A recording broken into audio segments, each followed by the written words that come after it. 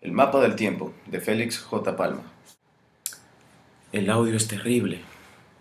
Es terriblemente confuso.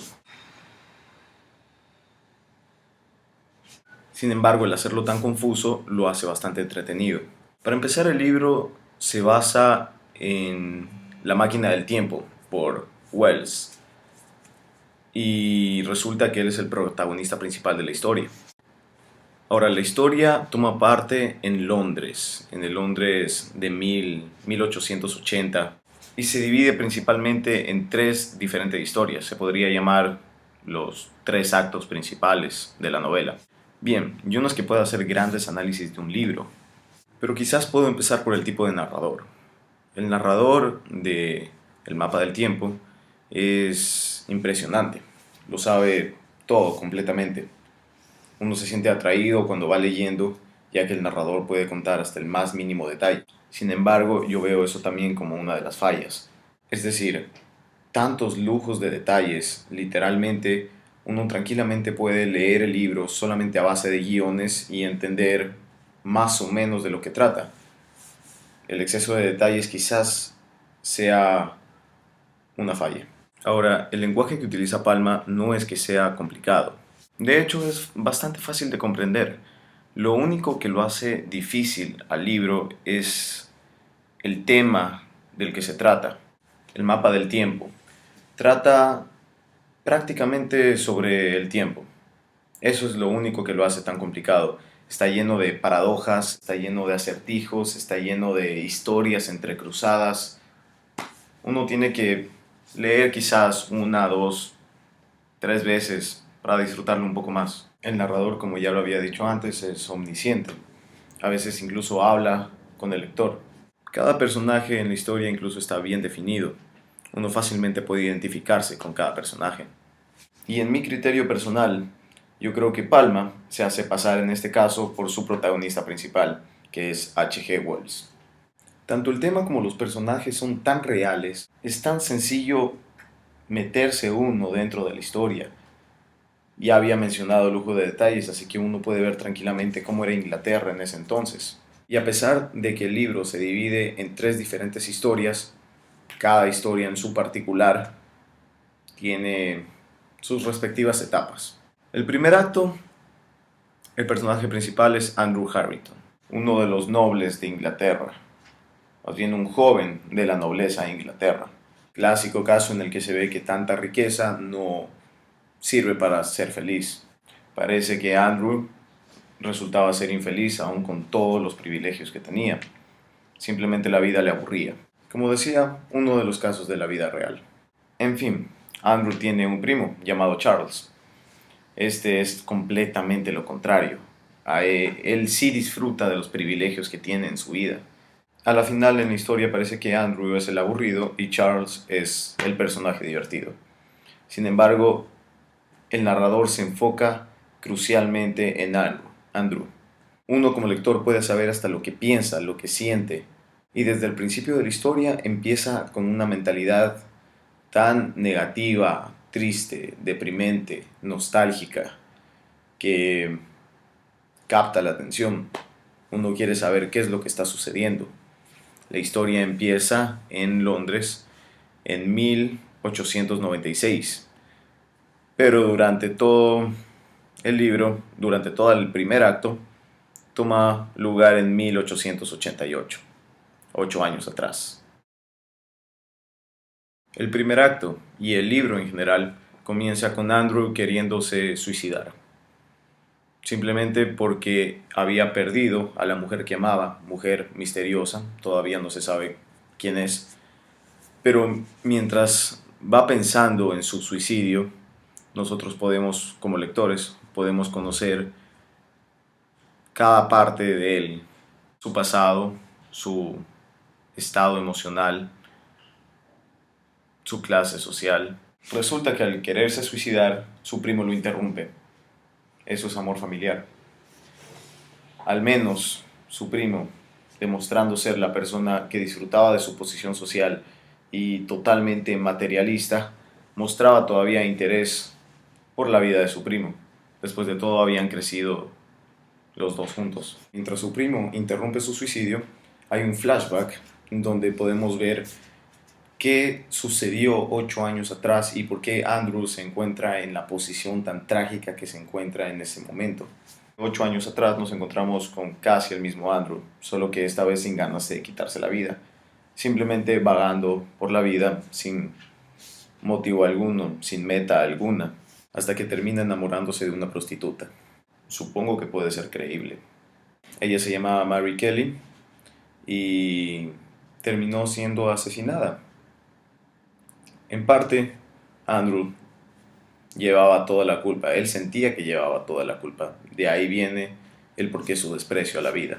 Resulta que Mary Kelly es una de las pocas personas a las que describen físicamente en el libro.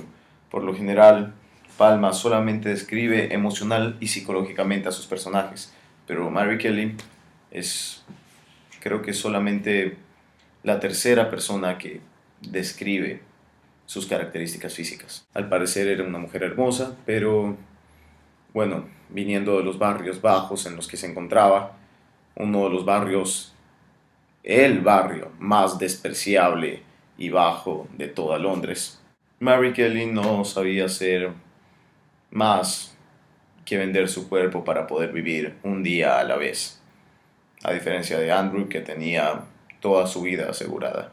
En fin, Mary Kelly termina siendo asesinada por Jack el Destripador. Y esa es otra de las partes que me gusta de este libro.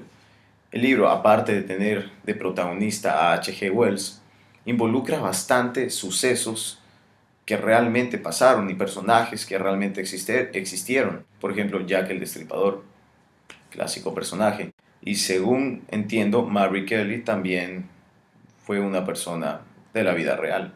Así también involucra a bastantes escritores como Edgar Allan Poe, Julio Verne y el mismísimo Wells. Después de que se termina todo el flashback de la historia en donde Mary Kelly es asesinada por Jack el Destripador, Jack el Destripador es encontrado, capturado, y Andrew continúa con su vida durante 8 años hasta el punto en que ya no quiere vivir más. Andrew se dio cuenta que iba a dejar todo, incluso hasta su posición social, solamente para estar con esa persona, y de repente esa persona muere. Trágica historia. Pero cuando ya termina todo eso, cuando su primo le impide que se mate, le impide de una manera bastante peculiar, le entrega una tarjeta diciendo que hay una nueva compañía llamada Viajes Temporales Murray y tal y como dice su nombre, realizan viajes en el tiempo. Desde ahí se pone interesante el libro, ya que introduce por fin el tema de viajes en el tiempo. Si hay una compañía que promete viajar en el tiempo, es normal que Andrew querría viajar en el tiempo 8 años atrás, a la noche de 1888, y él mismo personalmente detener a Jack el Destripador antes de que asesine a Mary Kelly. Larga historia corta, Murray no puede ayudarlos, los envía con H.G. Wells, en donde por fin aparece el protagonista principal de la historia, y este sí los ayuda con su máquina del tiempo, la de su novela. Andrew viaja en el tiempo, impide el asesinato y de esa manera logra salvar a Mary Kelly. Sin embargo, sucede un problema. Wells explica que al interrumpir en el pasado se crea una pequeña paradoja. El universo se divide en dos y entonces existirían dos universos. El primero, el que existe ya desde el principio, en donde no se ha hecho ninguna alteración, y otro universo paralelo en donde sí se realizó dicha alteración y cambia el curso de la historia. Es por esa la razón en que cuando regresó Andrew se dio cuenta que nada había cambiado. Sin embargo, el haber salvado, el haber tenido la sensación de salvarla a Mary Kelly fue suficiente para no quitarse la vida. Lo chistoso es que todo eso fue un truco, nada más que un truco falso, pero hecho con una buena intención. Su primo, Charles, y H.G. Wells habían planeado todo y contratado actores para simular que Andrew literalmente viajaba en el tiempo 6, 8 años atrás. pero en realidad no pasó nada. Sin embargo, H.G. Wells salvó la vida de un hombre solamente usando su imaginación. Me encanta rescatar que Palma trata de cubrir la mayor cantidad de situaciones posibles en la vida. La gente usualmente es engañada día a día y hay veces que esas mentiras sirven para poder alegrarle el día a uno. La gente ayuda desinteresadamente, así como H.G. Wells. Se preocupa por su familia, así como Charles. Y Andrew, que vive metido dentro de su hueco depresivo, la mayor cantidad de personas viven exactamente igual. Bien, las tres etapas de toda esta historia también se subdividen, tienen sus tres diferentes actos. En este caso, el primer punto de giro con Andrew Harrington se ve cuando su primo lo interrumpe en el asesinato. El segundo punto de giro es cuando él personalmente viaja supuestamente al pasado, cambiando el curso del futuro. Y el tercer y último acto se termina Andrew Harrington saliendo feliz, viviendo su vida, ya sin deseos de morir. Empieza la segunda historia en el mismo año. Esta vez la protagonista se llama Claire Haggerty.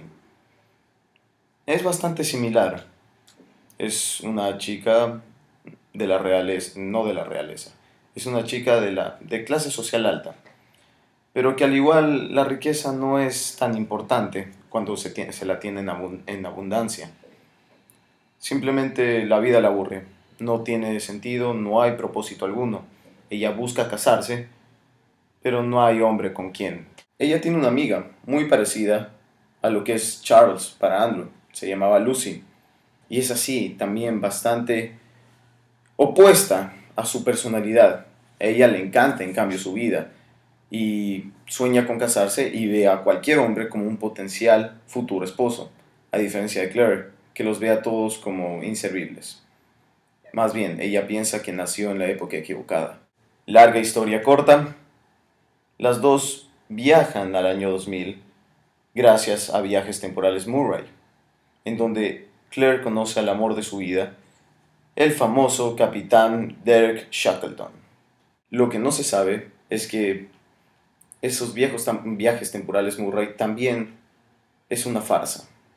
Es un truco barato que el empresario Murray hace lo que sea para venderles.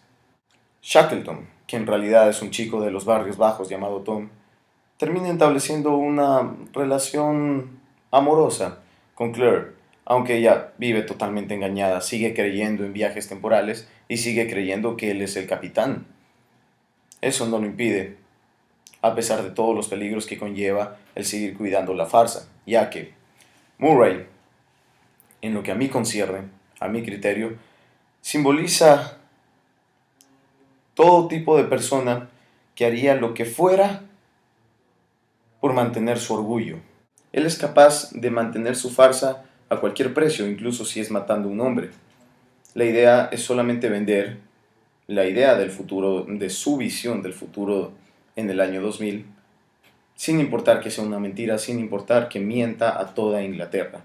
Solo porque es un empresario orgulloso, egoísta, avaro y envidioso. Todo nace desde que Wells le dio una mala crítica a su novela y él, en todo su resentimiento, dijo que la pagaría por ello. Hasta ahora se han visto bastantes tipos de personas y ese es lo que me gusta de Palma. Trata de abarcar todo tipo de personalidades. Así se parezcan en lo más mínimo, siempre hay algo en lo que discrepan. Por ejemplo, otro personaje secundario que existe se llamaba Ferguson. Él se pone a discutir sobre los viajes temporales junto con Charles, el primo de Andrew. Los dos con una personalidad bastante similar me recuerdan a todo aquel que quiere mantener su punto a toda costa. Siempre busca tener la razón, defendiendo con argumentos que ni siquiera saben de lo que están seguros. La única diferencia es que Ferguson representa a aquella persona que habla sin pensar, y Charles, aquella persona que habla meditando y pensando en su respuesta, pero los dos tienen el mismo objetivo: tener la razón y hacer quedar mal al otro. Se encuentran Haverty y Lucy, las dos amigas que, a pesar de ser protagonistas, son bastante crédulas, sobre todo Claire Haverty. No se pudo dar cuenta nunca que Viajes Temporales Murray era un completo malgaste de dinero y simplemente una muy cruel mentira.